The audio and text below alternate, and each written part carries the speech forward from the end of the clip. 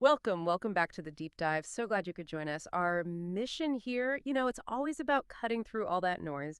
We dig into some really fascinating sources, find those crucial bits of knowledge that will hopefully make you feel genuinely informed. We really try to get to the heart of things, maybe find some surprising stuff along the way.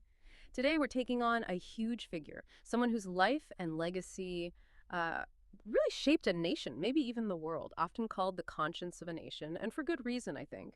We want to go a bit beyond the usual portrait, get into some deeper insights about this monumental person. Okay, let's unpack this. Absolutely. And what's fascinating here is the journey itself, the transformation.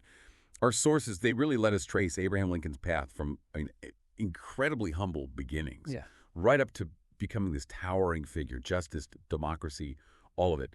And it's not just a history lesson, is it? Though the history is obviously key. It's more about looking at how one person's moral compass, how that guided a whole nation through, well, its absolute darkest hour. Correct. And the legacy left behind is still incredibly powerful today. We're kind of looking at the blueprint of American ideals through its most tested architect. Exactly. And when we say humble beginnings for Lincoln, we really mean humble. Picture this. February 12th, 1809.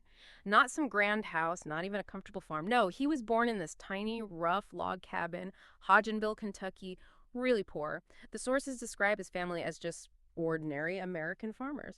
But that label, it almost downplays the constant struggle they faced. They were always fighting against harsh natural conditions and economic difficulties.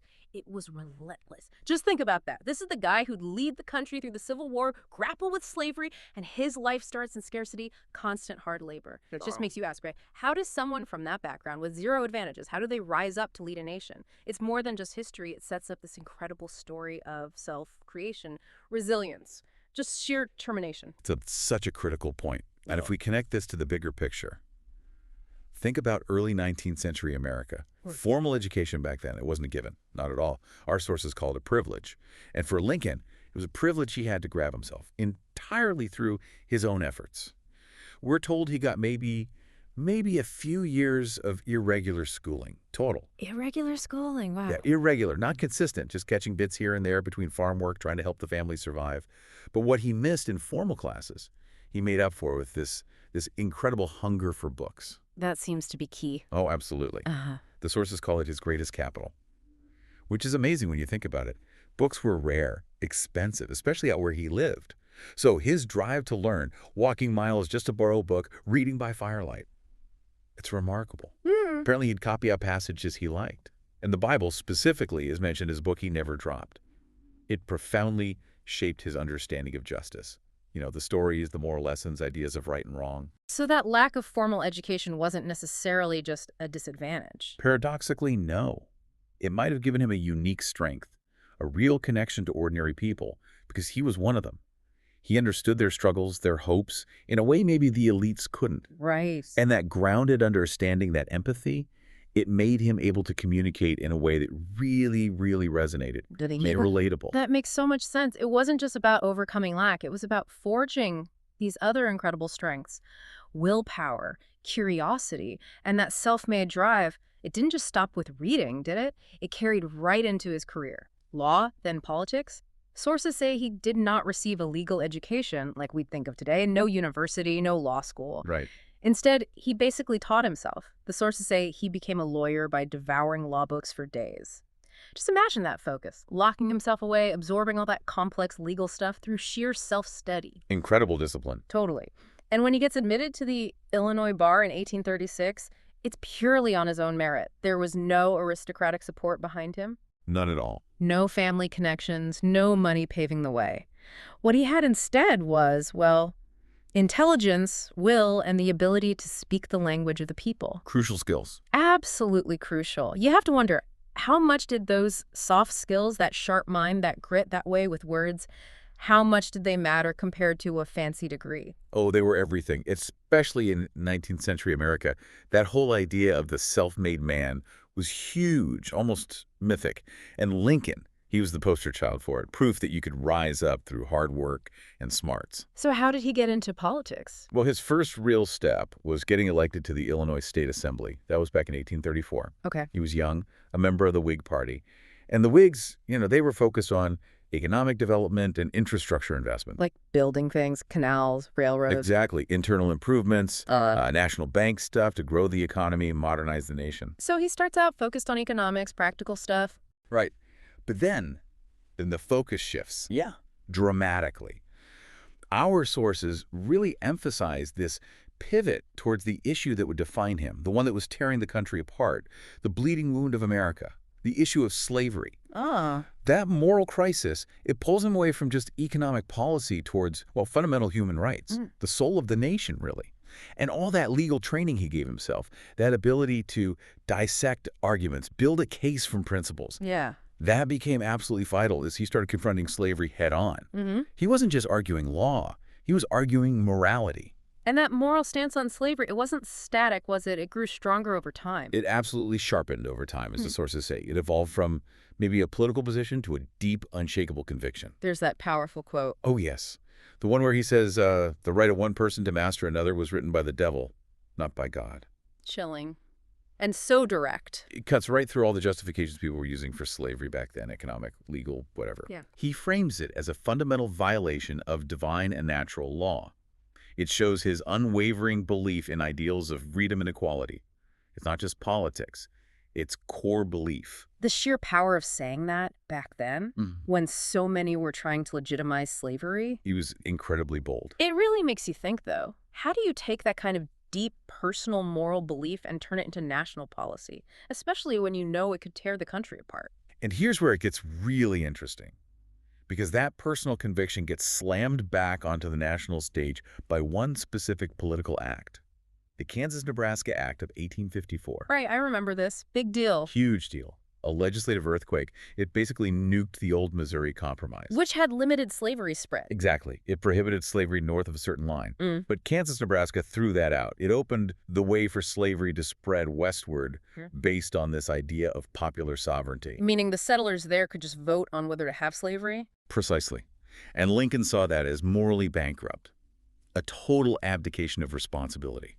A retreat from basic human rights. So this act is what pulls him back in. Absolutely. It forces him to return to active politics. He felt he had to fight it. He couldn't just stand by. And that leads to the famous debates. It does. The culmination was the 1858 Illinois senatorial debates against Stephen Douglas. A major figure back then. Huge. A leading Democrat. And these debates, they weren't just local Illinois stuff. They drew the attention of the entire country. Like a national showdown. Pretty much. Yep. It was Lincoln's big chance to lay out his anti-slavery arguments on a massive stage, using all that logic, that moral passion we talked about. And the surprising thing is, he lost that election, right? He did. Douglas won the Senate seat. But here's the twist, the fascinating part. Despite losing the election, those debates, because they were covered so widely in newspapers, printed up, they enabled him to become nationally recognized. Wow. So losing the battle helped him win the war, in a way. Kind of. It raises an important question, doesn't it? How can losing an election actually launch someone onto the national stage? Yeah. It gave him this incredible platform, shaped public opinion way beyond Illinois, and really paved the way for, well, for what came next. An incredible turn of events. A loss becomes the launch pad, and that launch pad somehow gets him to the presidency, elected in 1860, Republican candidate, but the country he inherits. The sources say it was burning from within. A powder keg, ready to blow. And his election, specifically because of his stance on slavery, was the match. It was. The pro-slavery southern states saw his win as a fundamental threat. To their whole way of life, their economy. Everything. And their reaction was immediate and drastic. They started to separate from the Union and form the Confederacy. Secession. One state after another. And that act, directly triggered by his election, ignited the American Civil War. 1861 to 1865. Just imagine that, taking office and your country immediately fractures and descends into war because you won. The pressure must have been unimaginable. Inheriting not just a job, but a nation literally breaking apart. And what's fascinating here is how Lincoln navigated that crisis. Yeah. He had this dual view of the war. Our sources show he saw it not only for territorial integrity, keeping the Union together geographically and politically, Like saving the Union. but also, crucially, as a moral issue. Back to that core conviction. Exactly. For him, it wasn't just about politics or maps. It was a holy struggle between freedom and slavery. That framing changes everything. It elevates the whole conflict. And it leads directly to one of the most pivotal moments in American history, the Emancipation Proclamation. January 1st, 1863. That's the one. This executive order, incredibly bold, declaring all slaves living in Confederate states to be free. Huge. And controversial even in the North, right? Oh, absolutely. But Lincoln did it. And the sources stress this wasn't just some dry legal document. It was a moral manifesto in American history. Statement of principle. And it fundamentally altered the war's nature. Before, it was mainly about preserving the Union. After, it became undeniably not only a war for Union, but also for human dignity. That connection is so clear. It really is. And it brings up that profound question again. What's the true cost of moral conviction for a leader? Yeah. Especially when it means immense sacrifice, maybe even making the war longer, harder. Lincoln paid that price.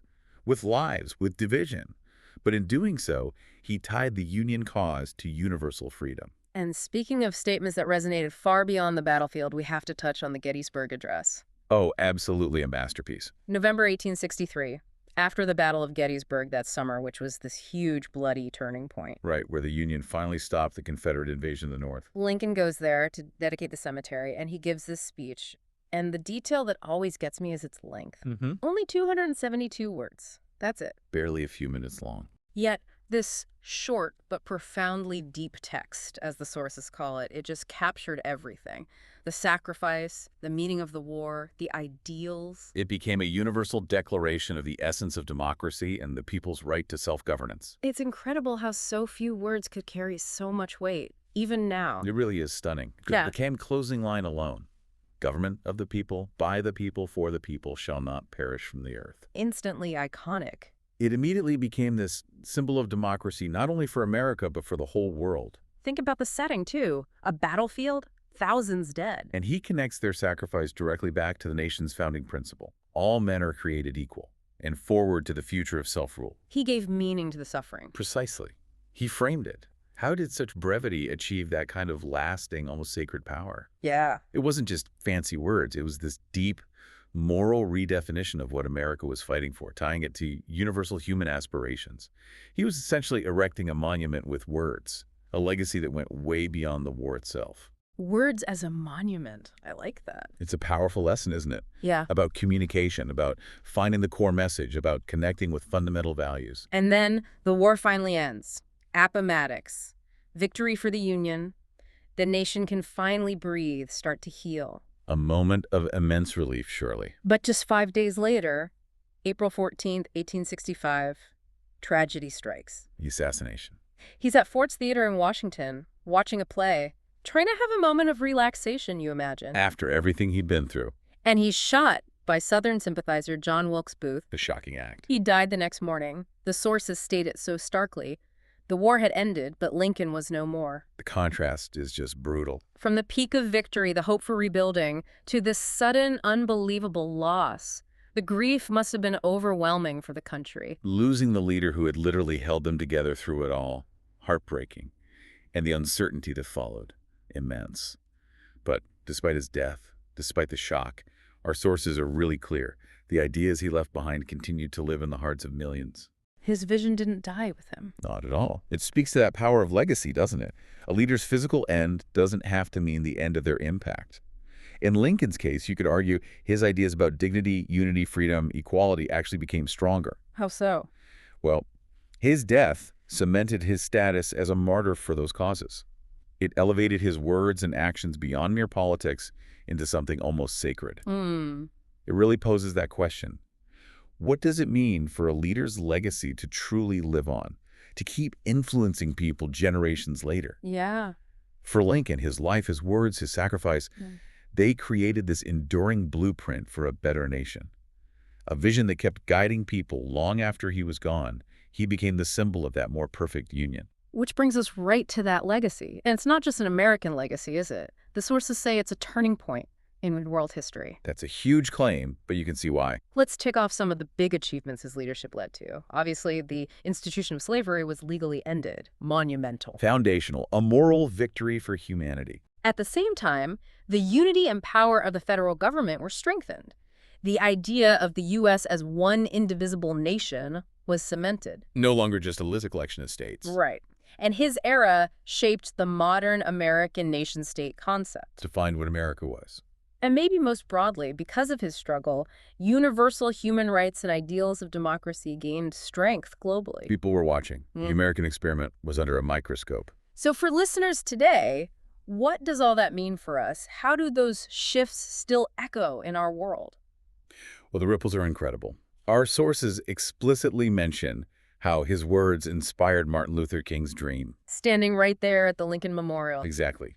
Gave hope to Mandela's resistance, ending apartheid, Wow. and boosted the morale of all justice and freedom struggles worldwide. So it wasn't just abstract inspiration, his specific actions, his words. Like the Emancipation Proclamation, the Gettysburg Address, his relentless argument against slavery.